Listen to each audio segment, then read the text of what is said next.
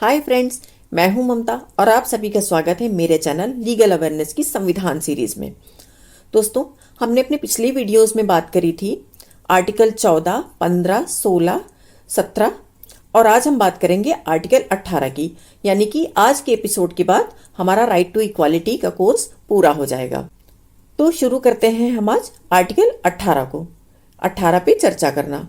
हाँ, प्लीज़ अगर कोई नया व्यूवर जुड़ा है तो मेरी वीडियो को लाइक, सब्सक्राइब और शेयर करना बिल्कुल भी ना भूलें।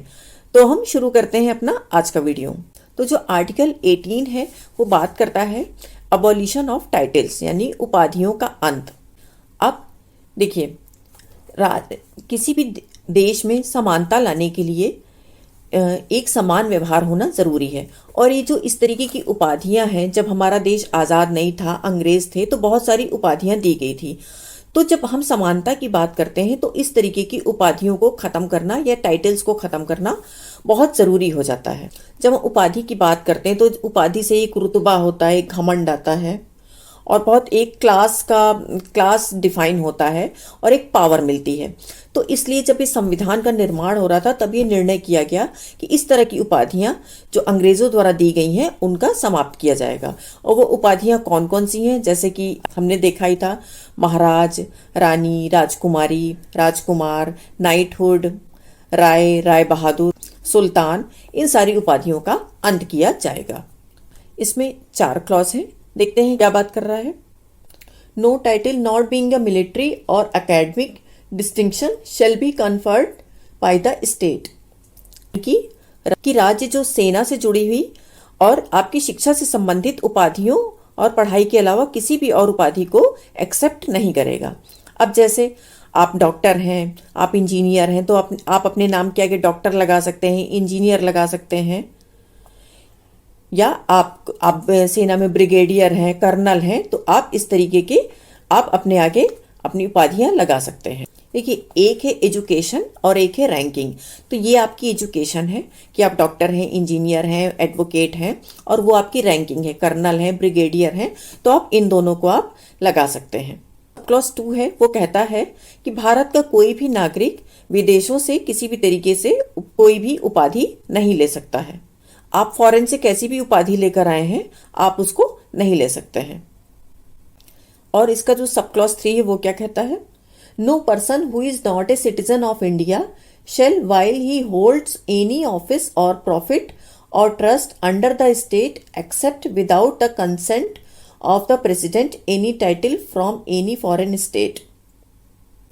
और अगर आप भारत के नागरिक नहीं हैं और आप कोई भी ऑफिस ऑफ प्रॉफिट होल्ड करते हैं, आप विदेशों से किसी भी तरीके की कोई भी उपाधि बिना प्रेसिडेंट की कंसेंट के नहीं ले सकते हैं। यानी अगर आप कोई ऐसी उपाधि ले रहे हैं तो आपको पहले प्रेसिडेंट से कंसेंट लेना ज़रूरी है। और उपाधि के साथ साथ अगर आपको कोई पुरस्कार मिल रहा है या कोई पद मिल रहा है तो वो भी आप बिना प्रेसिडेंट की कंसेंट के नहीं ले सकते हैं। जैसे कि अगर आपको नोबेल प्राइज़ लेना है या ऑस्कर अवार्ड लेना है तो उसके लिए भी आपको प्रेसिडेंट की कंसेंट लेना ज़रूरी है। और ध्यान रहे कि कॉन्स्टिट्यूशन में कंसेंट शब्द लिखा है सहमति, ना कि अनुमति। तो सहमति और अनुमति में फ़र्क है। यानी कि अगर कोई नागरिक विदेश से कोई उपाधि लेने जा रहा है तो वो एक लेटर लिख के प्रेसिडेंट को बता दे। ज़्यादातर ऐसे मामलों में सहमति मिल जाती है। और अगर अनुमति लेनी होती है तो ये प्रक्रिया थोड़ी कठिन होती है। आपको राष्ट्रपति से अनुमति मांगनी पड़ती है। अनुमति मिलने के बाद ही आप अपनी प्रक्रियाओं में आगे बढ़ सकते हैं। और हाँ, अगर आपके अपने नाम के पीछे सिंह, कौर, खान इस तरीके के शब्द को लगा रहे हैं तो यह कोई उपाधि में नहीं आता है, या आपके समाज या क्षेत्र को प्रदर्शित कर रहा है, ना कि आपके किसी ओहदे को या उपाधि को। और हाँ, एक बात और, अगर आपको कोई अवार्ड मिल रहा है, मान लीजिए मान लीजिए आपको भारत रत्न या कोई भी बड़ा अवार्ड मिलता है, तो आप उसको आप बोल सकते हैं कि भारत रत्न अवार्ड मिला, लेकिन आप उसको इस तरीके से एक सरनेम की तरह नहीं लिख सकते हैं। जैसे कि नाम के पहले आप सरनेम की तरह इस्तेमाल करें कि भारत रत्न ममता सिंह, ये गलत है। ममता सिंह भारत रत्न विजेता ये हो सकता है, ये बोल सकते हैं, लेकिन आप उसको एक सरनेम की तरह इस्तेमाल नहीं कर सकते हैं। तो ये था मेरा आज का वीडियो।